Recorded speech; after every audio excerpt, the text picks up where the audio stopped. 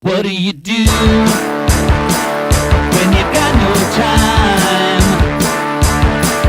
And the world wants something pretty and that rhymes. They want proof. Yeah, you got proof. So put your keys on your knees and hammer out a line. You got to write it down, write it down, write it down.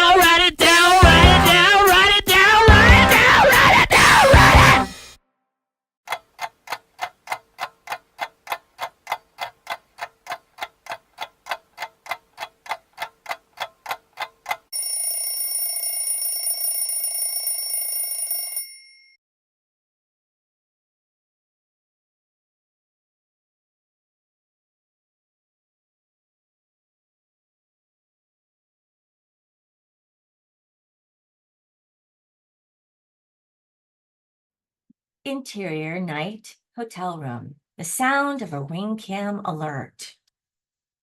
Crystal's face pops into camera. Groggy and still waking up, rubbing her eyes. Darren Shelter's face is inches away from her camera. What the fuck? Darren moves back from the camera and rolls a package over and over in his hands. Darren, is that you? Oh, Toots, you're home?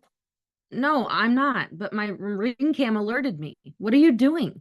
I'm just what do I say? I'm just touring the neighborhood to make I was just looking at your lawn. Why, Darren? It's late there, huh?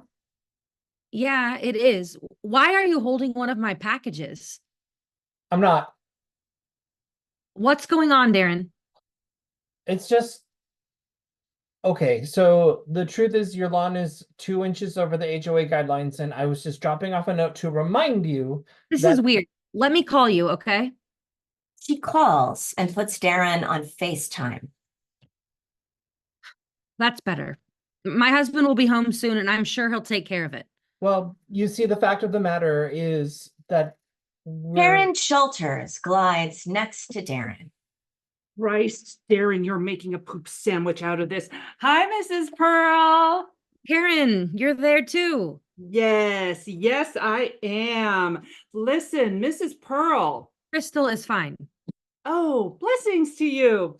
So the fact of the matter is, you have a lot of packages on your porch, and we're just going to open your door and place them real courteously and neighborly just on the inside of this here door. No, Karen, you do not have permission to enter my home. Like I told Darren, my husband will... Yes, I heard that. But see, as the president and vice president of the HOA, I'm going to have to gently insist that we open this here door and place these packages on the inside of this door. No, you do not have permission to enter. Yes, Crystal, I do. Karen, maybe we What? can... I just don't feel good about this. Oh, steel your spine, Darren. Satan's troops abound, and we will not. Karen and Darren step back and talk quietly to one another about the ethics of what they're doing as Crystal pulls out her computer to FaceTime Leo, her husband. Pick up. Yo. What's up, babe? Where are you? In the bathroom? Wait, what? Are you using the bathroom? Yes, ma'am. Just gave birth, as it were. Finishing a righteous game of Fortnite on my phone until you ruined it. Why did you answer? Because... Forget it. Listen, the HOA dickheads are, like, standing... We can hear you. Sorry, Crystal. Shit, I'm gonna mute you for a minute. Did she just call us dickheads? The HOA president and her husband are at our house threatening to go in. What? Why? Oh, that's a great question, Lee.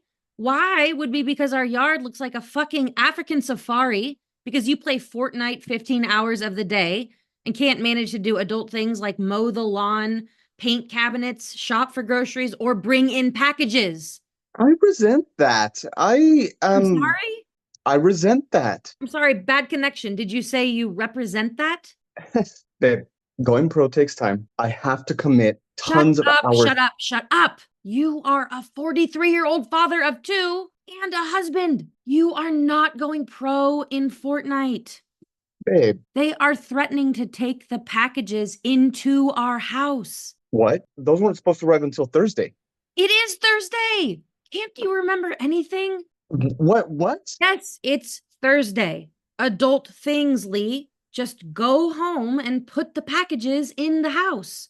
Well, see, the thing is, That's the thing. I can't at this moment go home. What? Why?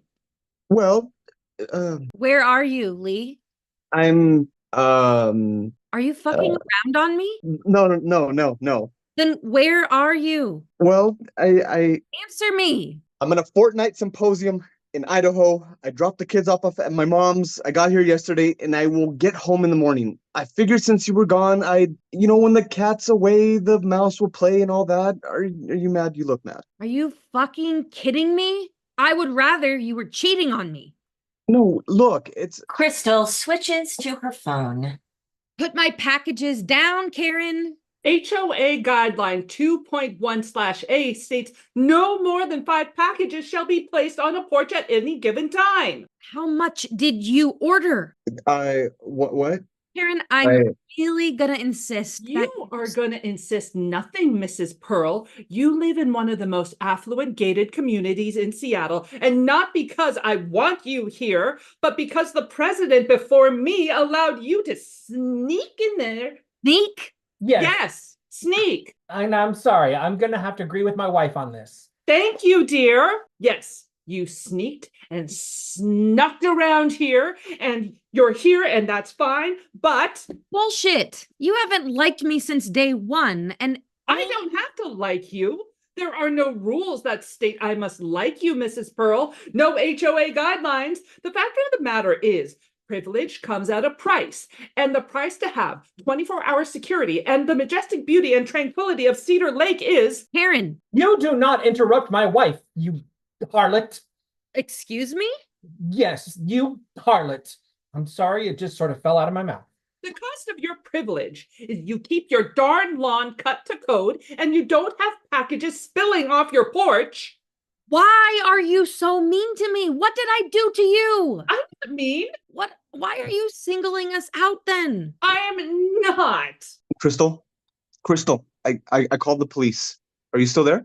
We've been fair and courteous even, but the truth of the matter is we don't like your kind. What? What does that mean? Listen, Crystal, we're just going to go in and have a look around. And if, God willing, everything looks copacetic, we're just going to leave and no one will be the wiser. No harm, no foul. No, you do not have permission to We go. have a key, Crystal. Mrs. Pearl. We have a key, Mrs. Pearl, and we are entering. No, it's my home. You do not have permission. Open it. I'm trying. Turn it. I know how the fucking door works, dear. Then fucking open it. I'm trying. Did you have your locks changed? Because that is against fucking guidelines. Whoa, The sound of a siren. You lying sack of shit. I don't know what you're talking You about. lying whore. You cum guzzling fucking twat. That is against HOA guideline 5.1. And you know. Karen, I didn't have it. You harlot. You filthy harlot. The sound of a police cruiser and officers approaching. Hello, ma'am.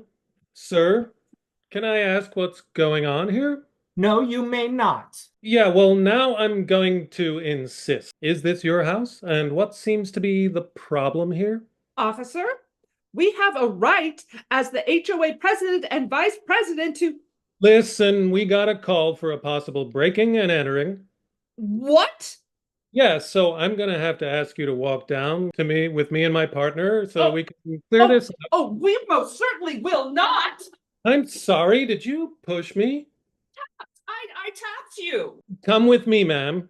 Take your hands off my wife. Sir, if you don't step away, you are going to get tased.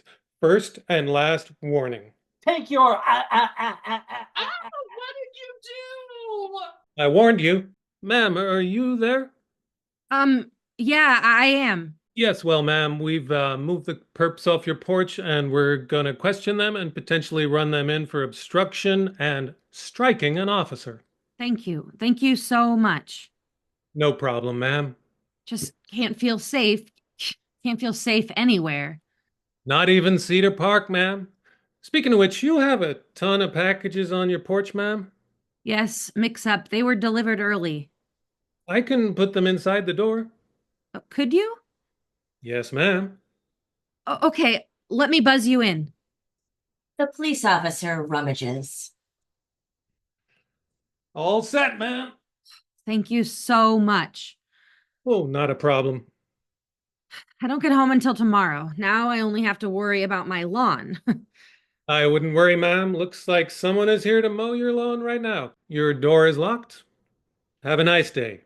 Thanks again. What a fucking way to wake up. You're still playing, aren't you? Dedication and giving oneself completely, babe. That's how I'll go pro. Did you have the locks changed? What? The locks, did you have them changed? Yeah. Remember you said you hated the silver. I had them switch it to the ornate cobalt black. Son of a bitch! You remembered. I'll let you go. Call me when you're done. Okay, babe. Oh, and Richie should be there to do the lawn. And He's there now.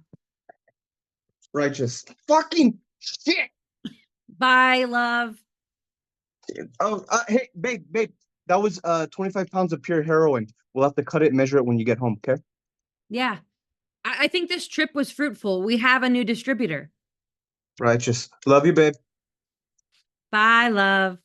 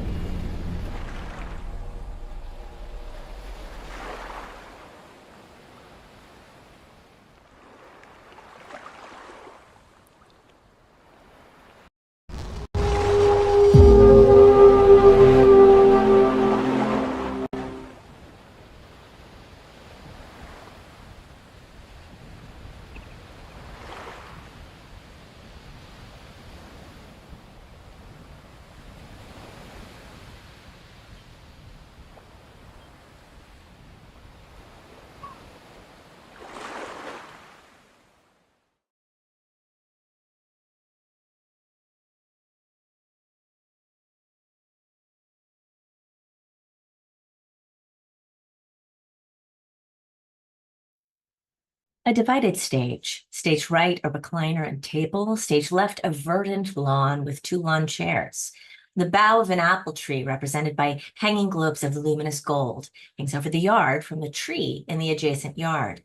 Of a wall flat with a window that raises up and down runs between the set. Evelyn reclines in a lounger, languidly surfing her phone, a large scratching sound. Bob, cut it out. Haven't got the energy for this shit. The scratching stops, a wild cat wails. Oh, listen, Bobby, it's just for a short while. The sounds of a cat skittering across a wood floor, a loud mew, sound of a mower starting up. Evelyn sits up in the recliner and looks out the window. Oh, would you look at him today? All dressed in browns like a hardy character. Man of the earth. A yeoman. Like a dream. The mowing ceases. Evelyn inches forward and rises with some difficulty. She opens the window to the screen. Adam? Adam? Adam appears near the window holding a rake. Oh, hey, Evelyn. Adam, I've got the dread virus. Oh, no. Yeah, it really sucks. But I wonder if I could ask a favor. Anything. I managed to get the garbage out, but could you wheel the recycle bin to the alley? Of course. How you doing? Oh, okay. I have a fever, but it's not too high. Wrung out. Oh, you poor thing. In there all alone? Oh, I've got Beelzebub, though he's a terror because he's not going out. Oh, yeah, he's a crazy dude. A total demon inside. Looks out the windows desperately, clawing everything to pieces. And I haven't the energy to stop him, but I can't go chasing around for him outside if he disappears. Oh, man. Can I get you anything? Shop for you? Nah, I got all kinds of stuff delivered. Just tell me, seems warm out there? Coolish now with the marine layer, but supposed to warm up real good. God, I miss the world.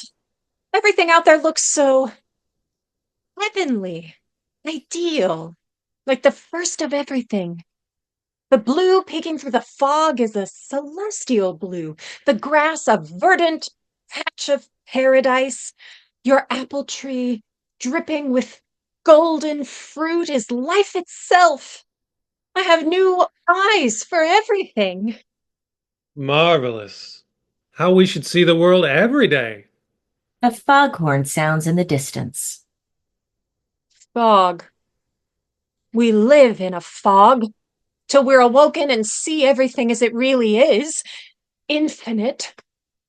That's somebody. Blake, maybe? I don't know, but that's cool. I read some myth or something that on the first day on Earth, man mourned terribly the sun going down, thinking it would never rise again. Oh, shit. Of course. You're going along thinking this is great, look at all this cool shit, then suddenly the light starts to fade and you think, fuck, I just wasted the only time I can see. How I feel right now, after a long, dark, nightmare-filled night. But with the dawning of another day, I think, why do I take 1 second for granted? Yeah, we keep our heads down and manage our tiny bit of grass that never is ours anyway, and neglect to see that we cling desperately to our little plots rather than raise our eyes to the vast beauty, truth, and yes, horror of life. Yes, yes, I've been ruminating on it for days. Why do I sleep when I could watch the night skies? Why do I work at some meaningless pursuit when I could do something, anything, to help end human suffering? Do good for others instead of buying meaningless junk to make my one life just a little more comfortable. What if, from this day forward, we were to live every second as though today was the only day with light? Now! Now! Now! Now, my God, you're a prophet in there. Well, probably I just have a fever. No, you're absolutely right. What am I doing out here with my lawnmower and weed killer? Who am I to kill a plant I deem a weed? We're no better than weeds. No, no. Adam, where are you? I thought you were firing up the grill. Oh shit, I better go. The grill, breakfast sausage, the mundane job of sustenance. It has its place. I shall trolley your recycle bin to the curb and note the miracle of life in your back garden. I thank you, fellow human, for your kindness in my suffering. May I check back in on you, O prophet? Yes, I mean, if you want. I'm bored shitless and clearly raving. You're actually making more sense than anyone I've spoken to in I don't know how long. Adieu for now. Adieu. Adam exits. Evelyn, exhausted, sinks back in the recliner. Bub howls and scratches furiously at the door. I know, Bub. It's madness in here. We have to get out soon. I just flirted wildly with the married neighbor. Did you see him standing there like an Adonis? With those shoulders and his rake and those eyes sparkling. It's like I never saw him before. I'm in love. Feverishly, madly in love. God help me. Bubs hisses. You're right. The devil may care. I've heard their fights. He's repressed, beaten down by her and all the mundane chores. Way too young for the yoke. He and I could be the beginning of something brand new, extraordinary, walking through life hand in hand, our eyes wide open. Bub howls an unearthly sound. Hell, open your fiery chasm for me. I will dive in. This is a love worth dire sacrifices, the most abominable actions, the most terrible of human trespasses. What are we here for but to love with ferocity? Bub moans. Jesus, hang on. Evelyn practically crawls out of her chair. Off stage, we hear the sound of kibble falling in a metal bowl, then Bub's ferocious chomping. Evelyn re-enters and stares out the window. Oh. That's right, Beelzebub. Devour life. Gather ye rosebuds. Carpe diem. Winner takes all. I have to shower and change, make myself decent as he may come again. Unless God stays his hand. Evelyn exits. Lights fade, then shift. Evelyn is in her chair, all groomed.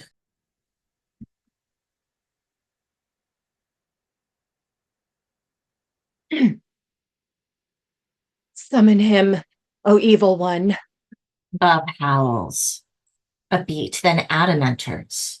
Evelyn feigns sleep. Adam taps on the window. Evelyn awakes dreamily, then opens the window. Forgive me for waking you, sleeping you, prophet. Do I sleep or do I wake? How farest thou? Ugh. I farest not well. I feel as though I have a poisoned cloak about my person. Then I shall bring thee a magic apple. Adam retreats to the tree and jumps impressively several times. Still, he plucks a golden apple. Oh, Adam, if you're picking apples, pick a bunch. Oh, sure, hon. He picks several, then comes to the window and offers one. Which one is the magic apple? This one. Is it? The first one you picked is in your left hand. Oh, damn, really? I could have sworn It's okay, they're all magical. that's the truth. Every living thing. I decided no more messing with this stupid yard. I'm gonna let everything go wild as it should be. God's creations. Are you religious? Only in the strict sense of a respect for sanctity. And what deserves our reverence more than nature? We think we live above nature. It's our fatal flaw. Evelyn, you're so pale. Oh, it's the crud. But at the same time, don't take this wrong. You're so luminous behind that screen. Like a cloistered saint? Yeah, something like that. Adam! You should get some air. Why don't you sit out front and get some sun? I'm pretty weak. And I feel bad because Bob would go absolutely ape to see me free. Bub wants you well. If you're well, Bub can go free. That's true. Tell you what, I have some chores to finish inside, but Alice has got a lunch thing. Why don't I make us a couple of sandwiches and I can bring them out to the chairs in a couple of hours? Oh, I don't want to be any trouble. And I don't want you to catch this. No trouble. And the vast sky is our purifier. Oh, it would be nice to join the living. It's a deal. Adam exits. Bub, my little hellion, there's no stopping it now. The die is cast. Moth to a flame. Fate is sealed. Bub mews softly. Evelyn exits.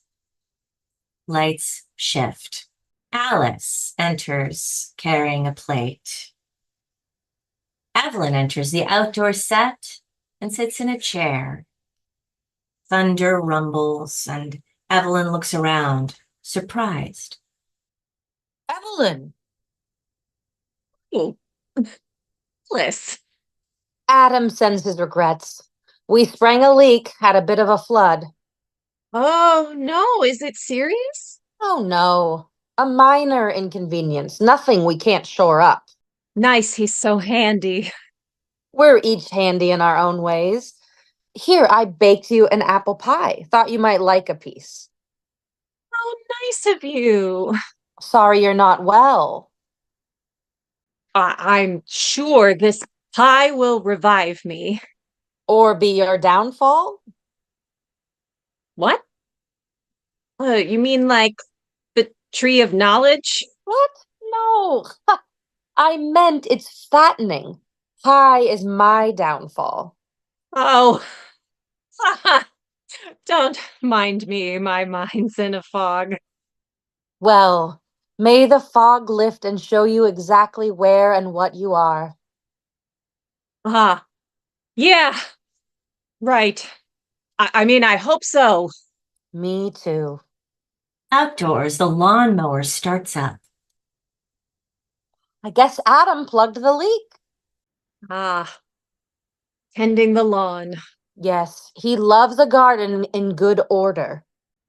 God forbid chaos. God does forbid chaos, makes light out of darkness. Let there be light. Those who do wicked things hate the light, lest their works should be exposed. It is awfully bright out here.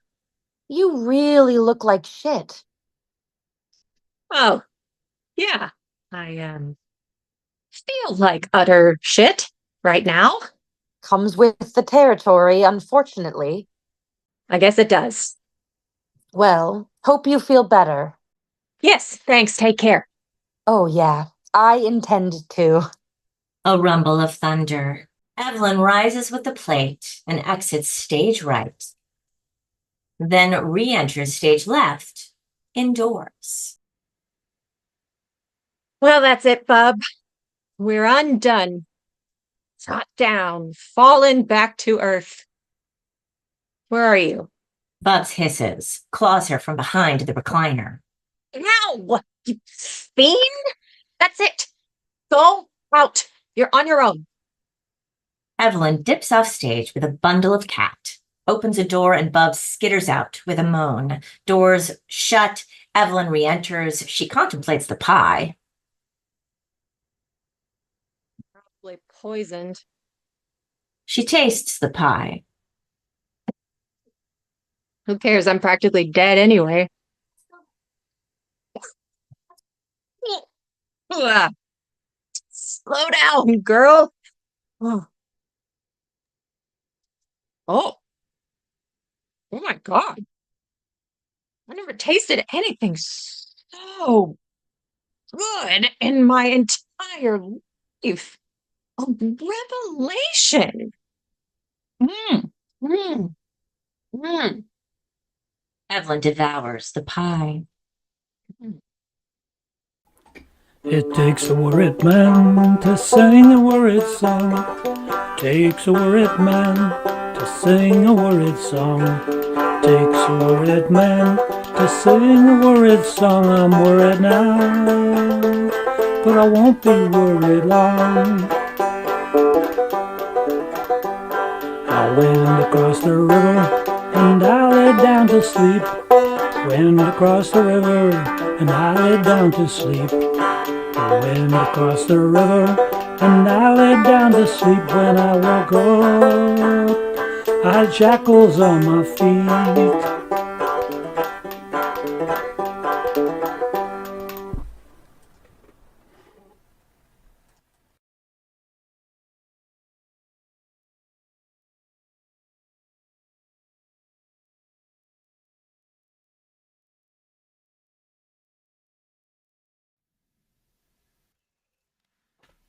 Lights up on two screens. In one view is a table with a small wrapped package on it, smaller than a deck of cards. What the hell? What is it? Who the hell are you? What do you have there? I don't know. Don't you, though? I said, who are you? Why are you here? I could ask you the same thing.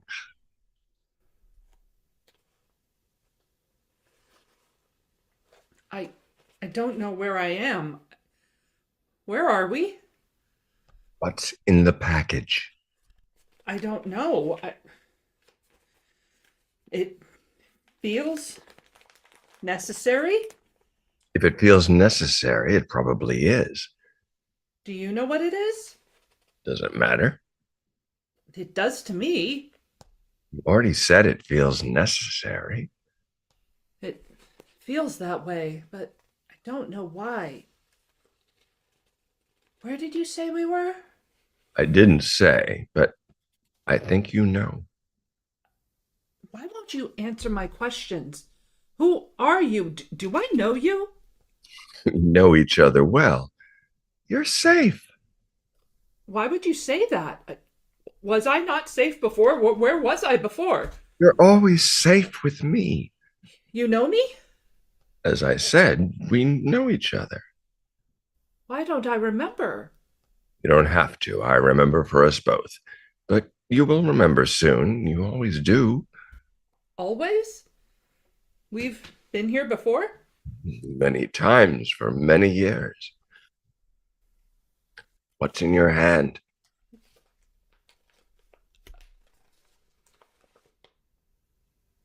I don't know. Are you going to open it? Should I? Do you think I should? I only ever want you to be safe and happy. What the hell kind of answer is that? Who are you anyway? You don't have to be upset with me. I'm sorry I didn't answer you before. I'm your protector. My protector? Why do I need a protector? Everyone does. I'm yours. What are you protecting me from? Pretty much everything. That's my job. Well, why the hell would I forget my protector? Have I been injured? Have I lost my memory? Sometimes you do, and no, and no. What? Sometimes you do forget me briefly, but you have not been injured and you have not lost your memory. Are we friends? You could say that. Are we more than friends? Do you want to be more than friends? I don't know. Maybe? It's up to you. But wait, what's up to me? Why won't you tell me where I am? Because you're going to remember soon. It's better when you remember yourself. Why won't you tell me? This feels awful. This not knowing. What's in the package?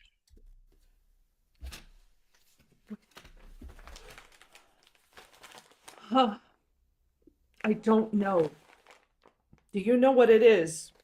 I do, and I think you do too. But I don't. What are we to each other? I love you. You love me? I told you I'm your protector. I love you. That's different from loving me. Are we in love? Sometimes it can get complicated, but we do love each other, and I am your protector. I wish I remembered. I mean, you do seem familiar, but I wish I knew how I felt about you. It feels like... Complicated. Yes! Yes, that's it. Complicated. You are pretty attractive. You think so? I do. I really do. Have we been intimate? We have. I wish I remembered. Well, Was it good? like nothing you've ever experienced. You told me I changed your life. Changed my life in a good way? I guess that's for you to decide, isn't it? I guess. You told me I'd make you feel better than you thought was possible. I did? Yes, you did. And also that you forgot everything bad while we were together. Huh. That seems like a good thing. It is a good thing. That's what we mean to each other. Why don't I remember if it was good? You will. You always do. How long?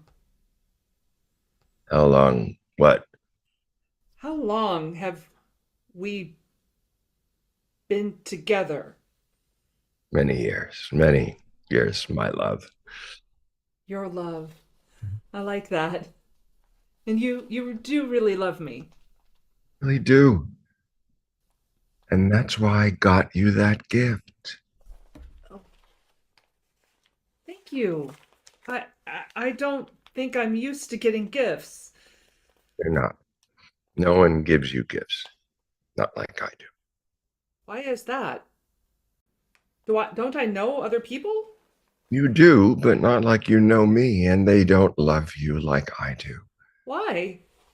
Am I not nice? You are the sweetest, smartest, funniest person I know. Funniest? Funny? You're hysterical. Your jokes keep us going. Keep us going. So it's just us. Most of the time, yes, it's just us. I'm reluctant for some reason.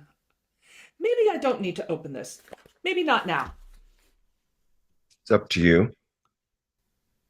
But when someone gives a gift, it's considered polite to open it. I think I should wait. I don't need to open this. Not right now. I think you should open it. Do you? You said you were my protector, and I guess you would know, right? That's right. I am your protector, and I know best how to keep you safe. That's why I get you presents sometimes. Keep me safe. To keep you safe. And you know what's in here. I do. And so do you, if you think about it.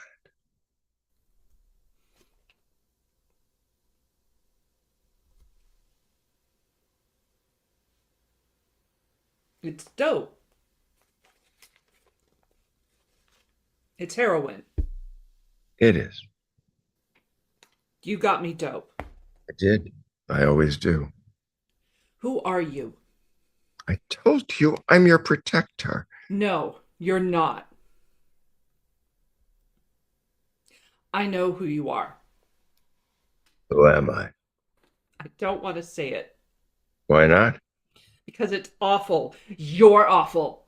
I'm your protector. I don't need protecting. No? Who made those bad feelings go away when your boss told you off before he fired you? Stop it. When your mom called you a loser, who made that go away? Stop! When your dad died? Stop it! I'm not awful. I keep you safe. I protect you. You're my addiction! Yes, You are why I want dope. it's more complicated than that. You make me want. Yes, You make me forget. You're some kind of magician. magician. You give me too much credit. Yes, magician. One hand distracts me with protection while the other kills me. You're killing me. I love you. I don't want you. That's a choice you have. Is it? Is it? If it's a choice, then leave. You don't want me to leave. I know you. No, I'm telling you now. Leave. Leave me alone. Then why are you still holding the package? The dope. Yes. I don't want it. Do you want to open it? No, it's dope. Then put it down.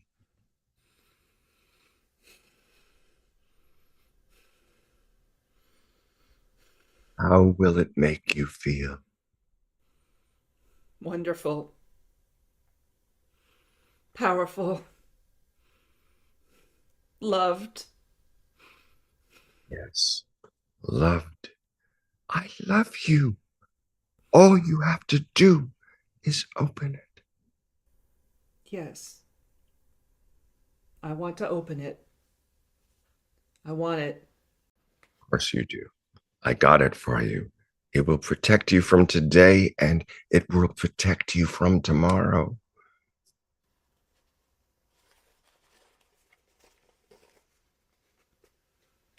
No, I can't. I promised. Wait. Where did you go? Hello? Hello?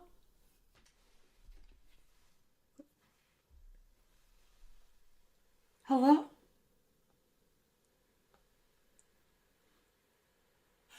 I thought you were my protector.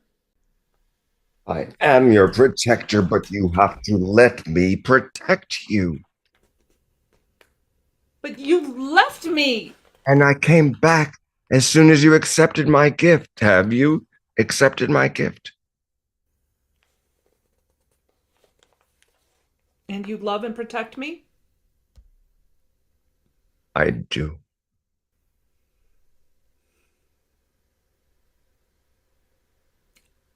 I think I love you too.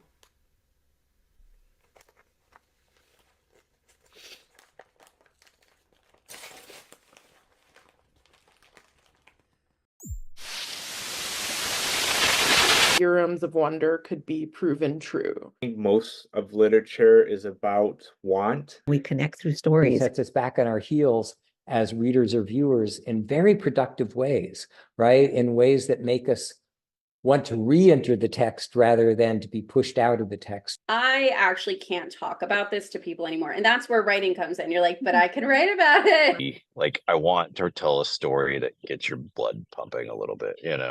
I don't want to read something and feel shitty. And I think escapism has its time and its place, but sometimes it feels like it's like getting a glut of like was candy. definitely in a place in my life where I was like trying to reclaim my erotic self because I'd lost it.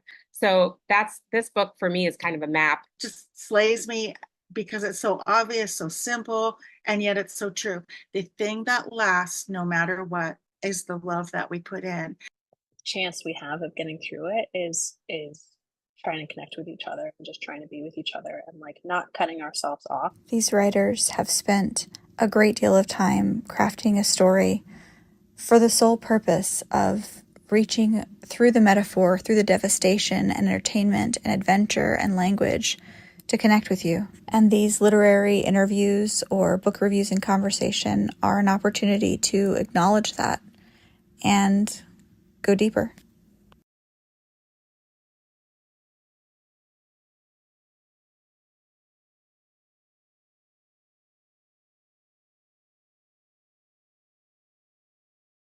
Lights up on a beautiful office filled with books and art, textured, cozy, earthy. A knock on a barely cracked door. Yes, one moment. Who is it? Dr. McAllister, it's me, Phoebe Lawler. Can I grab a minute of your time? Oh, Phoebe. Sure. Yes. Come in. Phoebe timidly enters, leaving the door slightly ajar. Dr. McAllister is at his desk, computer open. Are you sure I can come back at a better time? I just saw your door cracked, so I thought I'd pop in to ask you a quick question. Oh, sure. Sure. I have another class soon anyway, so it shouldn't take too long. I think I have a little bit of extra time to spare before I head into my next big meeting. What's this about? I'm just concerned about my grade in your class. I know it's extra, but I'm just sort of committed to getting all A's, and based on my grade for your last paper, I'm worried I'm not going to make it. I see.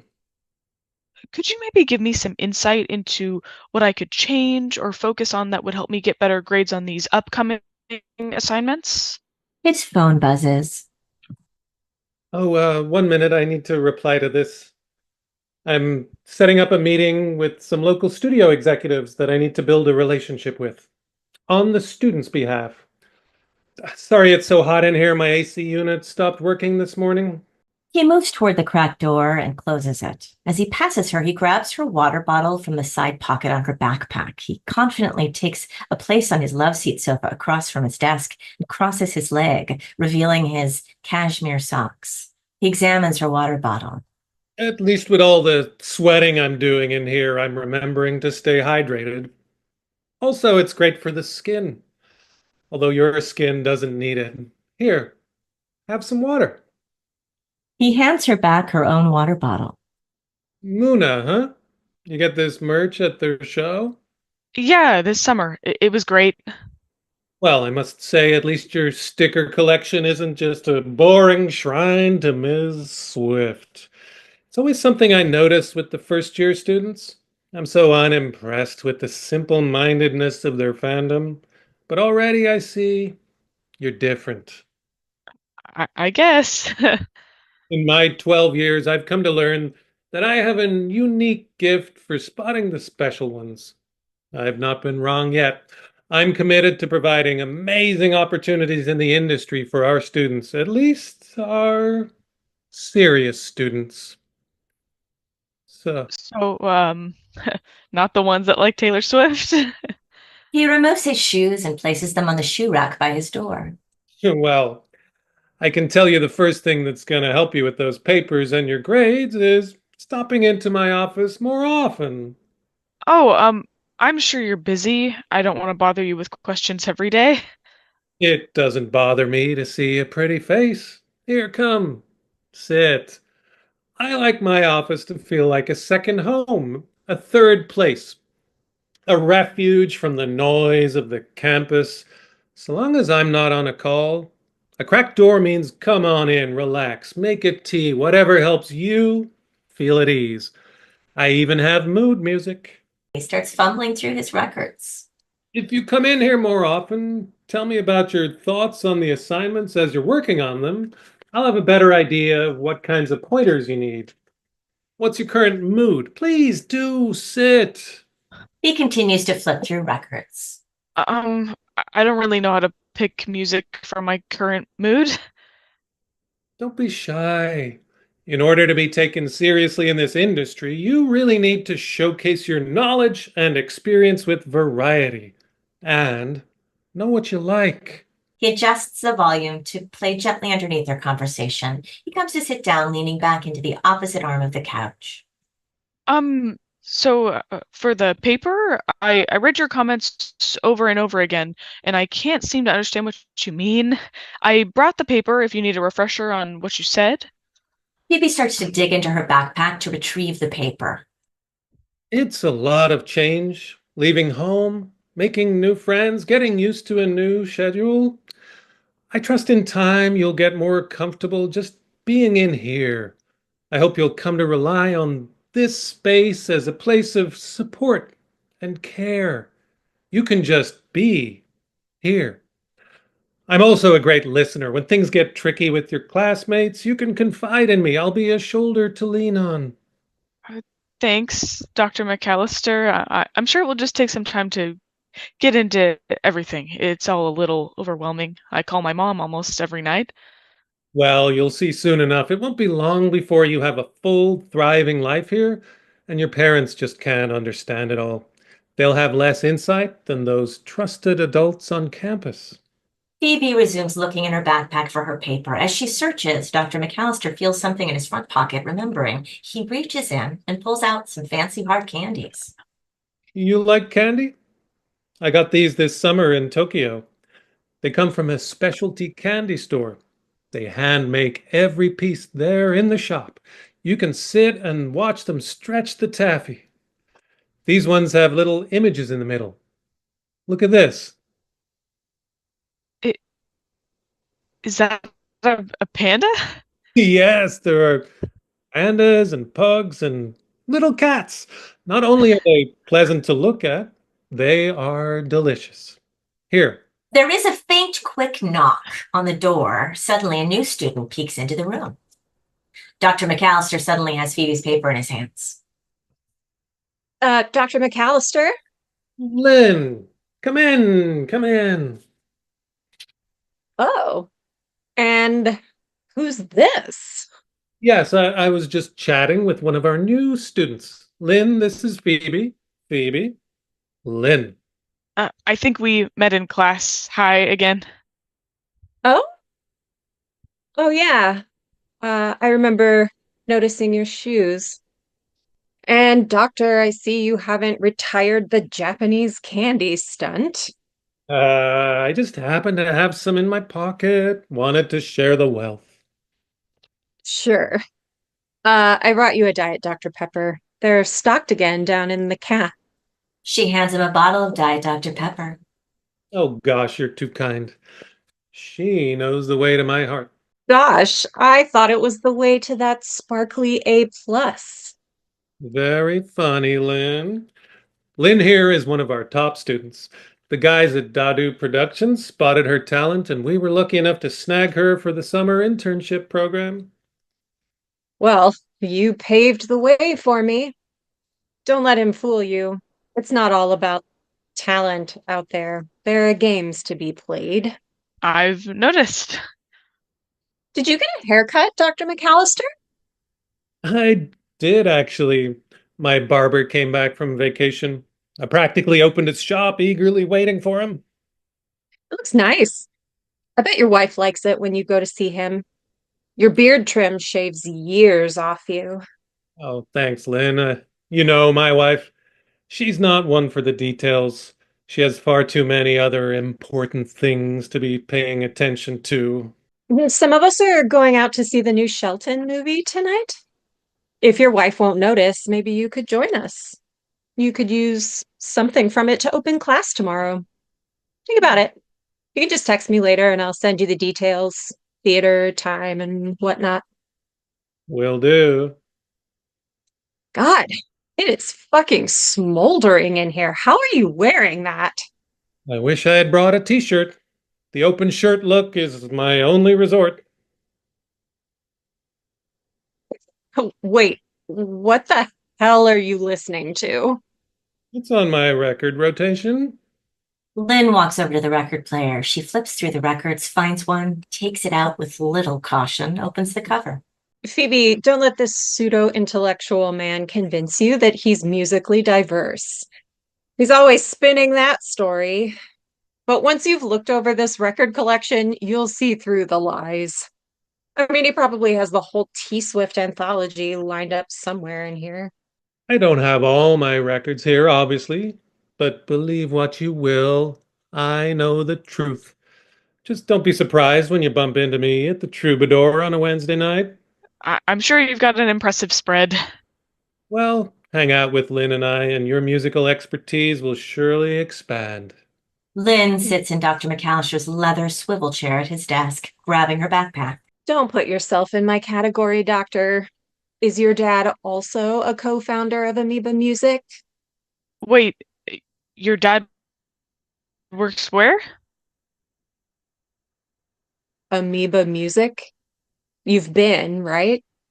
She's new here. She probably hasn't gotten out much. It's hard to see shows when you're so focused on getting A's. Oh, Phoebe, are you a music virgin? Well, no, I mean, I listen to music.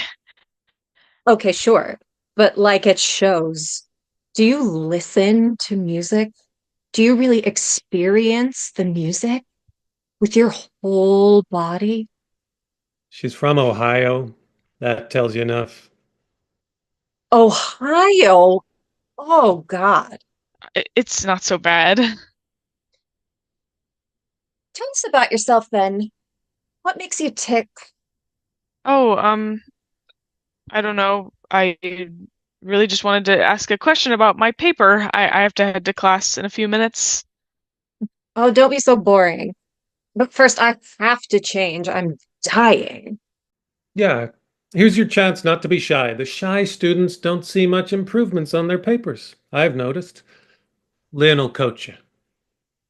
Lynn grabs Phoebe's hands and forcefully pulls her up from the couch. This is my favorite exercise. Give me your paper. No, let me have that. The current assignment goes as such. Read your opening paragraph to us as if it were a dramatic monologue or a Shakespearean sonnet.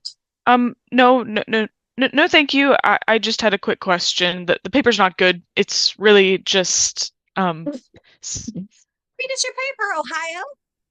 Let's see it. It's your chance to be in the spotlight. Showcase that your talent. Ohio. Ohio. Oh, I'm good. I really don't want to. I have to head to class. Boring. First year students are always so blah. It's like they say, nothing good ever comes from Ohio. Here, you do it. You do it better than me. Read it in your movie trailer voice. Through her lens, challenging patriarchal narratives in Greta Gerwig's Lady Bird, and the reclamation of female identity. Boo. And the critics say, why does everything have to be about feminism and identity politics? Who cares if the director is a woman? It doesn't make the film any better. Here, now perform this first paragraph. Sell it to us. Sell us that A+. Okay, I mean, I don't really like this. Can you please stop? I have to go. Lynn shuts the door. Lights it. No, I'm not doing it. Oh, don't spoil our fun and relax. We're just having fun. Don't take things so seriously. Give it to me. I'll read it. Stop! I said stop! Ooh, she speaks. God, people warned me about you and your power moves, and I didn't want to believe it. And I knew you were trouble when you walked in. Who knew you could be 22 years old and still be a mean girl? You know, I was having the best day until I came in here. So I finally got the courage to come in here and ask for help after feeling overwhelmed and confused. I thought maybe there is something I can change that will turn things around for me. After all, it's only September. I have time, right? But then I'm just sitting here, waiting for my moment, passively avoiding your advances, squirming in my seat, and you try to act all innocent, trying to feed me candy? Gross. I should have just stood up. I should have said no. And instead, I'm sitting here silently thinking, why me? And suddenly, I feel 15 again. Frozen and scared, unable to breathe, worried that if I say something, you'll think less of me. But hearing how you think of me as it is, Miss Ohio, I don't know if it's even possible. In the moment when you and your little cardigan-shedding lover are trying to peer pressure me into performing for you, I had this epiphany. Why bother holding back? I might as well have just let the mad woman I feel inside come out. You can't win me or my affection with empty promises of fame or success. I won't be haunted by the emotional cost of your so-called guidance or mentorship. Fuck! I'm late to my next class, and I didn't even get an answer about my paper. Forget it. I'll just take the fucking B. She pulls the records off the shelf, grabs her backpack, unlocks the door, and lets herself out. I knew it. She does like Taylor Swift. Duh.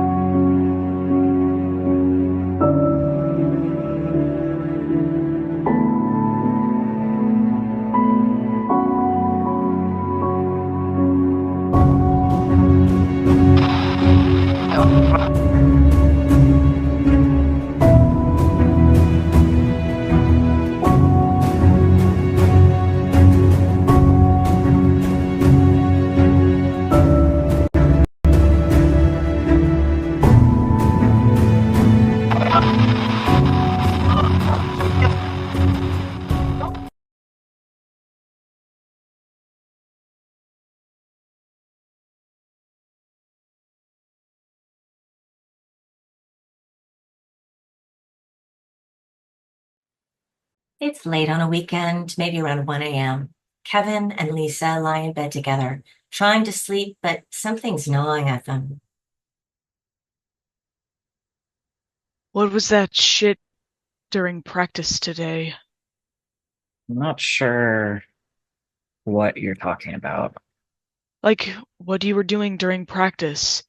It was pretty passive-aggressive, or maybe more like aggressive. I don't think I was doing anything that unusual. The way you were hunched over your amp, making feedback the entire time. I was just trying something different. Nothing I've been doing seems to be working with the new songs. You were turned away from us the whole time. Even when the song was over, you kept feeding back. I don't know what to tell you. I didn't realize you were so anti-experimentation. Don't give me that shit. I can see what you're trying to do. What am I trying to do? You're frustrated. How can you not be? About the way things are going. Don't you feel like we're treading water? Like we haven't made any progress in like 3 months. I don't think that's why. I think you're feeling threatened since Mike and I have been collaborating more. What? Mike's shit is cool. I just not sure where I fit in. And that's the problem.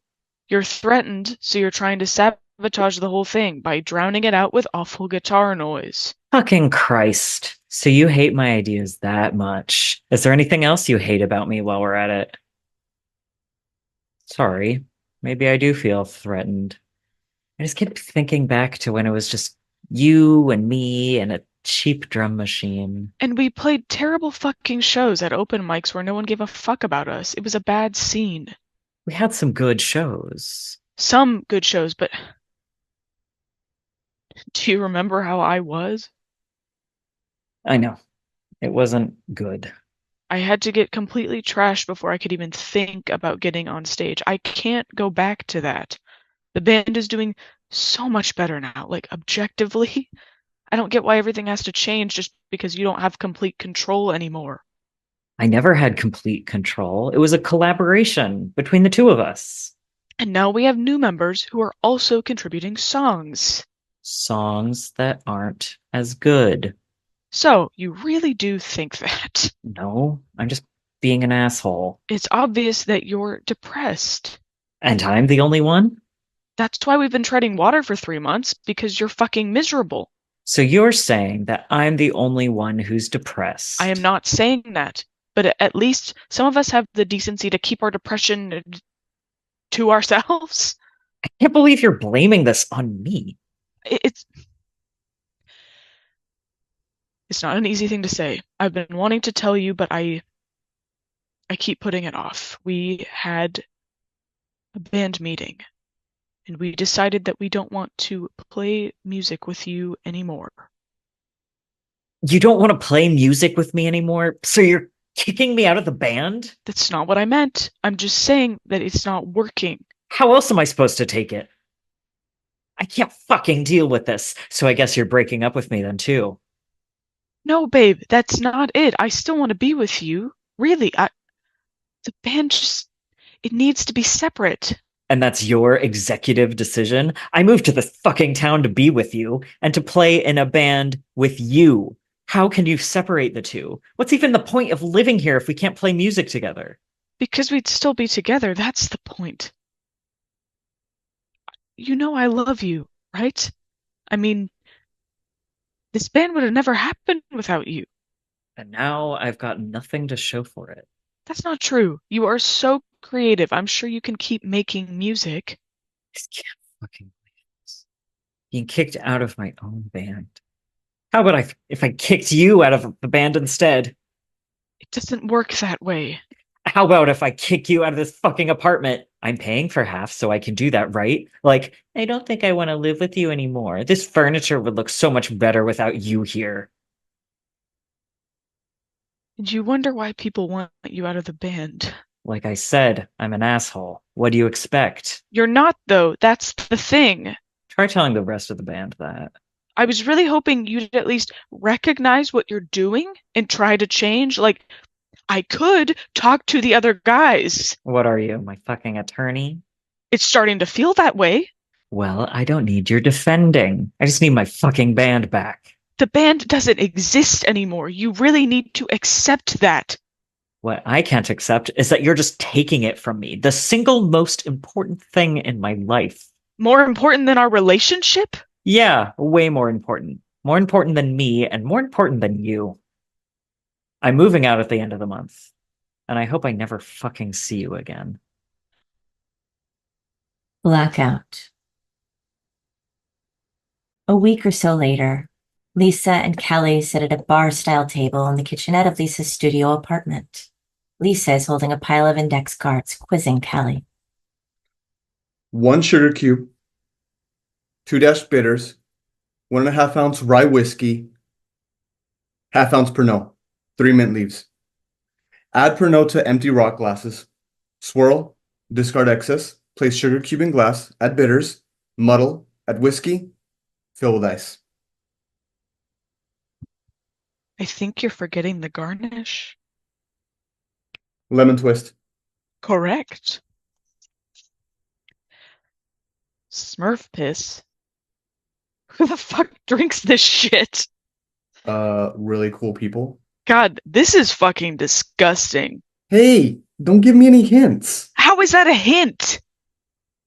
1/2 ounce rum, 1/2 ounce curacao, 1/2 ounce blackberry, 2 ounces sweet and sour. Blend and strain. Fill with 7-Up. Garnish. Flag. Fuck, you're really good at this. I realize it's not that different from my med school studies. Is it weird that I'm approaching bartending like an academic subject? Yeah, a little. Greyhound. Too easy. 1 ounce vodka filled with grapefruit juice. Why do they call it a Greyhound? Have you ever thought about that? They ran out of spirits one day at the Greyhound track in Topeka, Kansas in 1913. All they had left was vodka and grapefruit juice, which they'd never thought to combine before, and behold, the Greyhound is born. Is that for real? No, but it could be. I'll bet it has something to do with a Greyhound bus.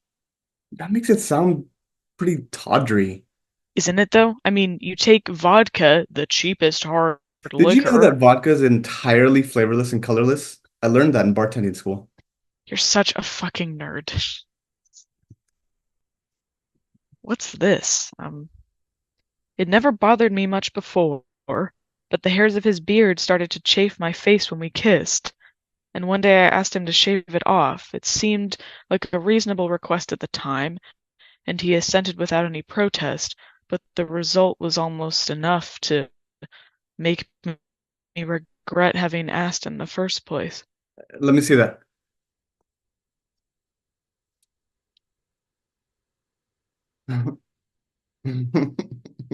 This is one of Karen's cards. It must have gotten mixed in by accident.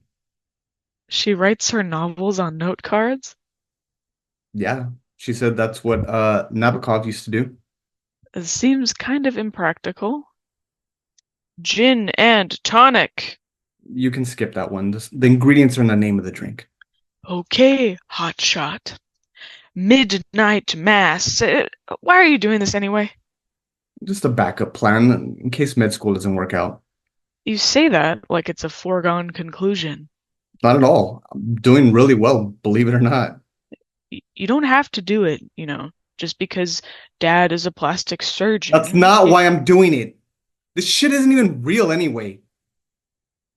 It made him real rich, though. Don't tell me you're not doing it for the money. I'm not. Are you playing in a band for the money? Yeah, I'm really rolling in it over here.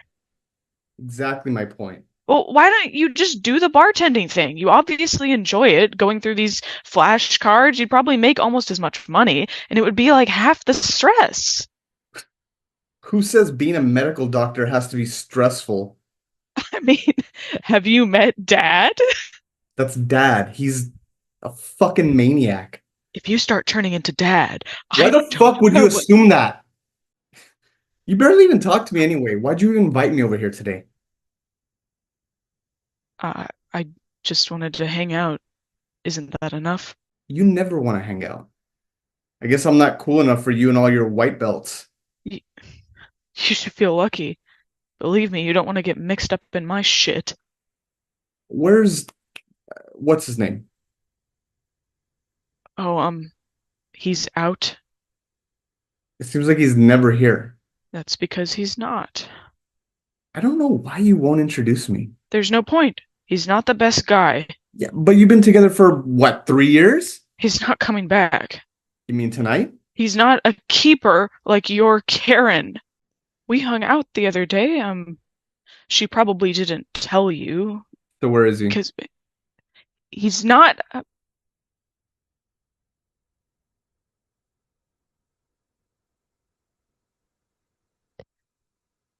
He's,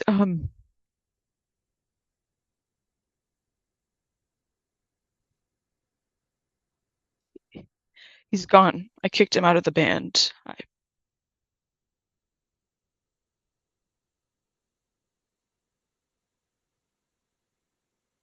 Mother Pucker. I'm not sure I know this one. Let's see. Vodka, tequila.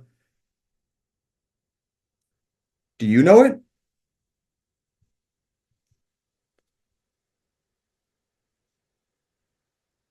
I should probably go. I have an early class tomorrow. Just let me know if you need anything.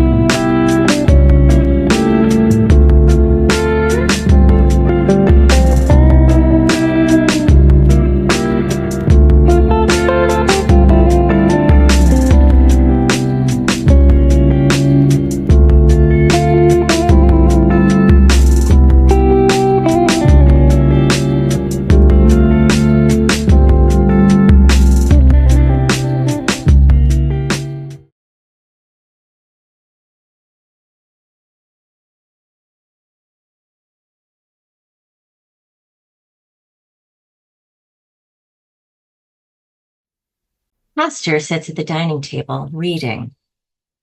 Wife is in the midst of breaking down a whole hog in the cramped kitchen.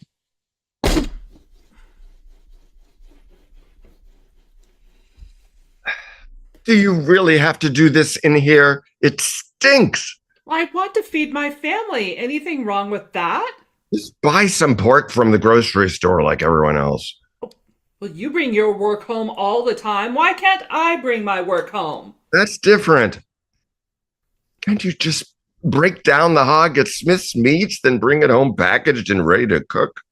You know the men at Smith's Meat, they get territorial about their space. Maybe it's because the Smiths don't take you seriously. They only hired you because they come to our church. Like I don't know that already. They're always telling me that I was a nepotism hire because they owe you one. I did help them fundraise for their business. It's the least they could do. That's what I love about our church. We are so community-oriented, aren't we? Right. That's too much pork. We can't eat all of that by ourselves. Well, I'll feed it to the congregants too. If I do a hog roast, maybe they'll like me as much as they like you. They would like you better if you calm down your more eccentric tendencies.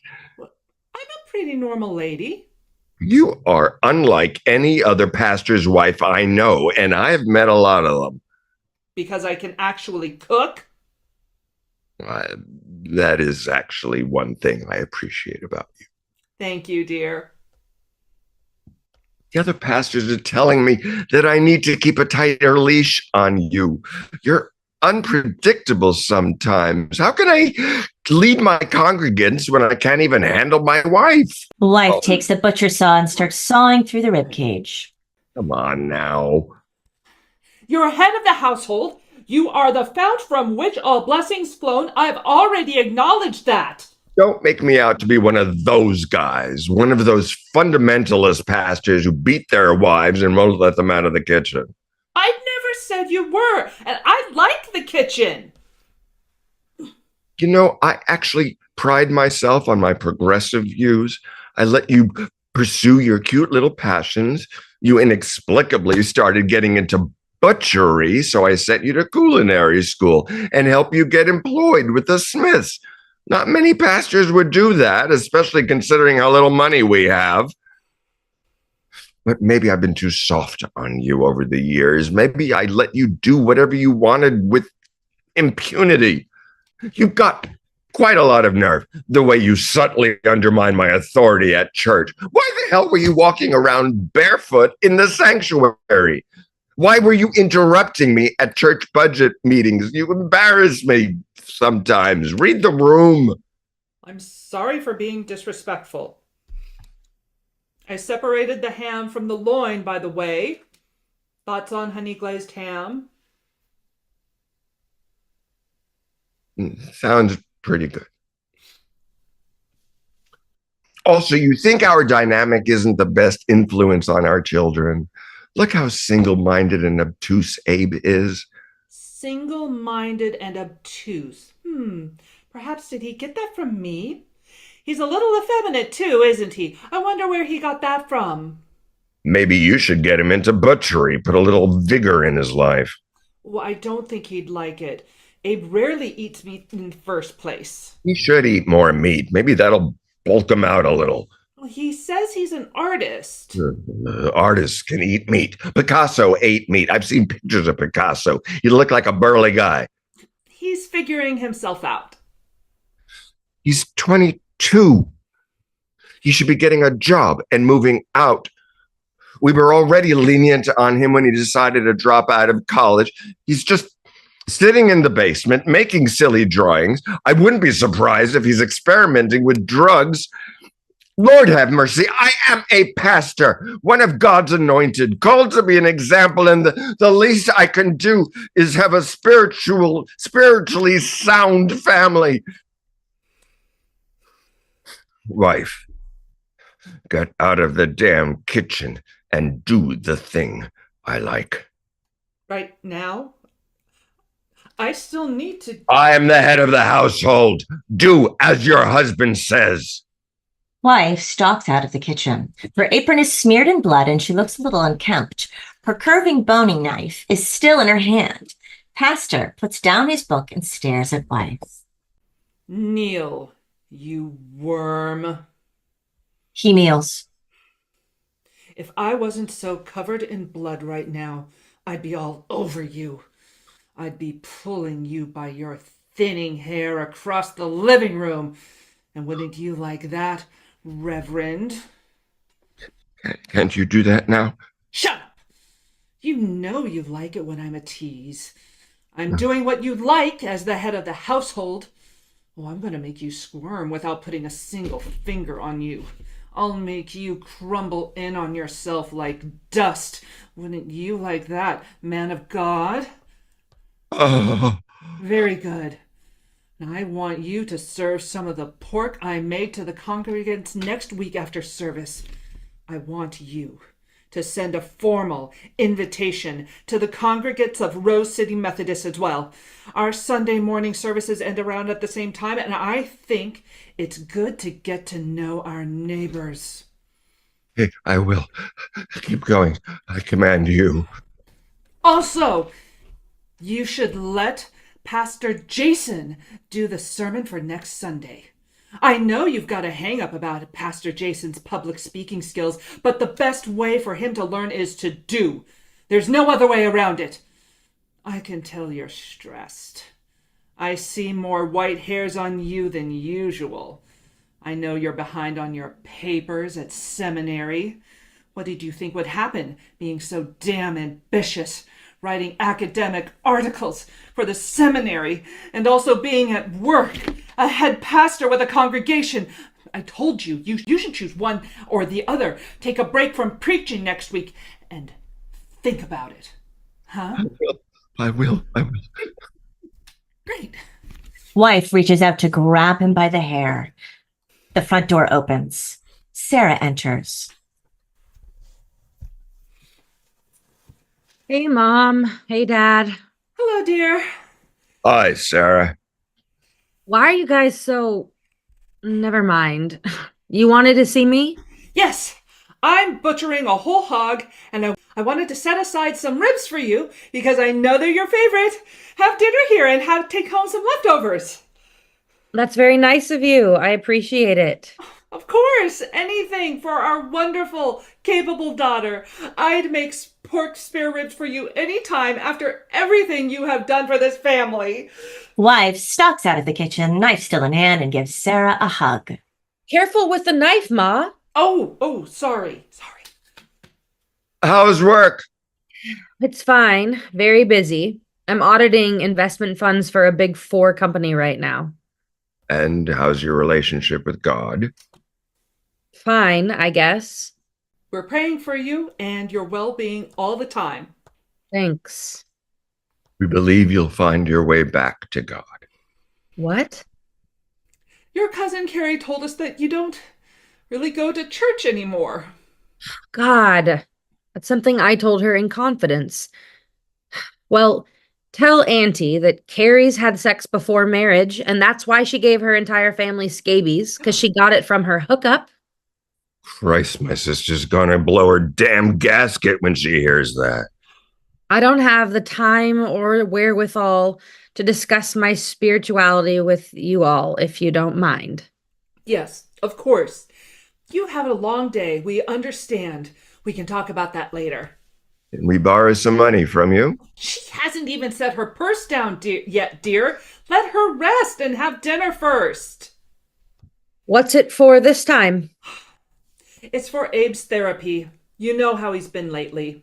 Wow. I'm surprised you guys believe in therapy. Come on, we're not monsters. Is that what you think of Christians? I mean, we're not all that closed-minded. That's not what I said.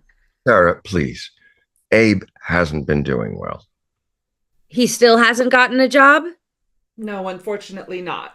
You still haven't paid me back for getting you through culinary school. Don't be callous with your family. And I am very grateful for that. You know your father and I are very proud of you. And you know, it's tough sometimes having the salary of a small-time pastor and a part-time butcher. And you're kind of a powerful bigwig in the accounting sphere. No, I'm not. I'm just one accountant out of many at the accountant factory. Once Abe goes to therapy and gets a job, things will be much easier. If I lend you the money, you won't bother me about my loss of faith? Are you sure we can't talk about it tonight? I'm not going to lend you the money. All right, all right. Talk about it in a month. Well, a month is too much. 2 weeks. No money for you. Oh, 3 months. No. 6? Maybe. Okay. We'll talk about it after 6 months. How much do you need?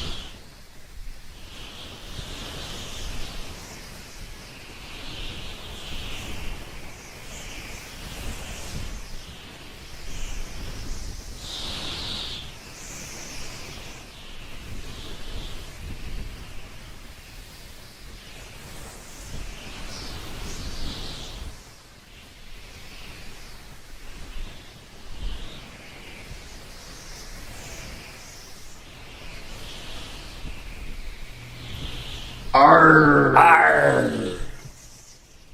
Arr. Arr.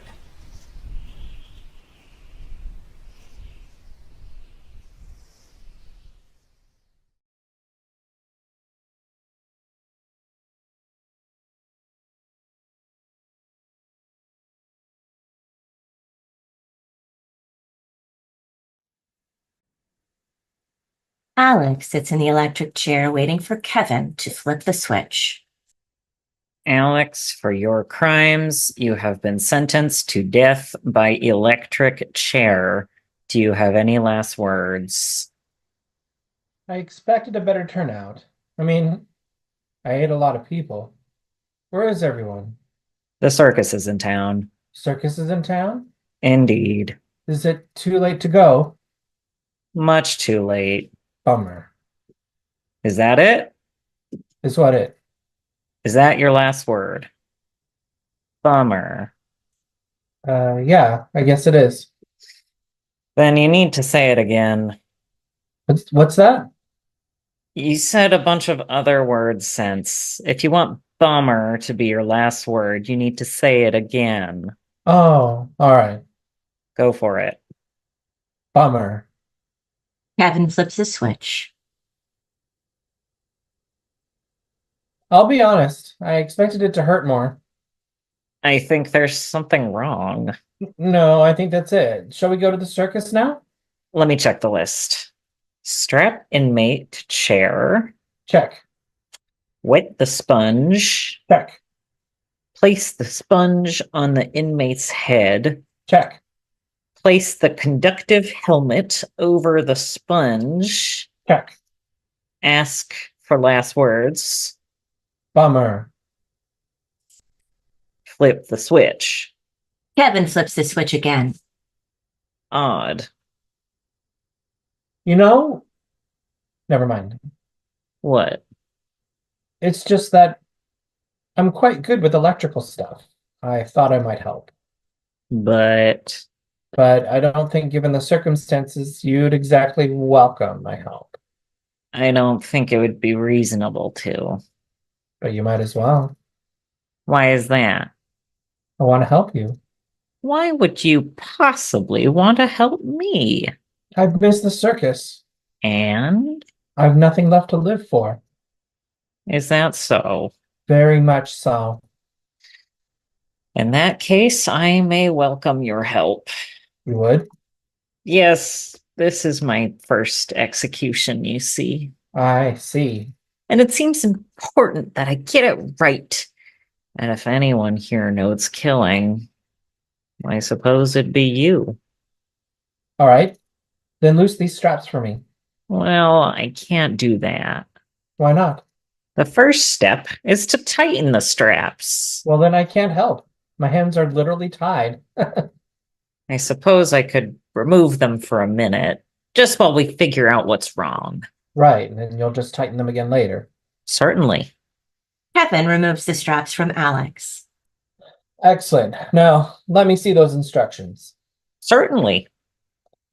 Have you done this before? Admittedly, you're my first. Well, there's no shame in that. We all start somewhere. Thank you. That's reassuring.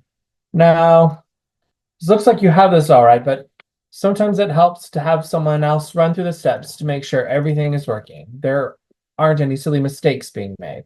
That makes sense to me. Now, I'm going to get up to do so, so don't be alarmed. Feel free. Thank you. All right. Now, if you would take a seat for me. I beg your pardon. The first step is for the inmate to be strapped in, and I can't do that if you don't sit down. But I'm not the inmate, you are. Yes, but I can't exactly strap myself in. You just freed me so that I can help. You don't think that's possible? No, I don't have quite the flexibility for that. Right. I'm not a contortionist. Right. Then I'd be at the circus. Right. So I think the best thing we can do here is have you pretend. Will pretending work? I can't know for certain, but I think it's our only option. All right. What should I pretend? Pretend that you are an inmate. All right. For what have I been convicted? Eating people, same as me. Ugh. Can we pick something a little less disgusting? It's actually quite nice. No, please, something else. Fine, the tax evasion. Tax evasion? Do people get the chair for tax evasion? When they evade as many taxes as you have, they do. All right. I'm a convicted tax evader. Now really believe it. I do. I need to be able to tell. You can tell. Criminals can always detect other criminals. Focus hard. Yes, that's it. You can pass for an inmate now. Wonderful. Check the list. All right. Strap the inmate to the chair. Check. Wet the sponge. Check. Check. Place the sponge on the inmate's head. Check. Ask for last words. I would say some last words, very meaningful. Check. Then flip the switch. Hold on. Alex flips the switch. Still nothing? Still nothing. Well, we follow the directions to the letter. We both have. Give me a moment to investigate. Again, I know my electricals. Take your time. Ah, You found it? You're going to feel quite silly. I couldn't feel much sillier. The wires here, they aren't connected. The damn thing isn't plugged in. Bah, I should have checked. That's all right. Like I said, we all make silly errors. Right, well, at least we found it now. At least that's right. Now, would you unstrap me? I'm tired of being a tax evader. Well, there's a bit of a snag there. Which is? I don't really have intentions of freeing you and sitting back down in that chair. Ah. Yes. Ah. Any last words? Bummer.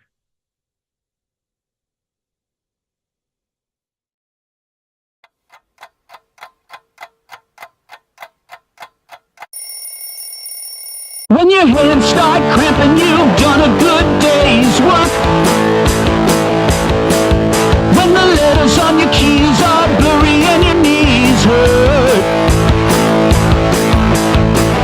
what you gonna do when the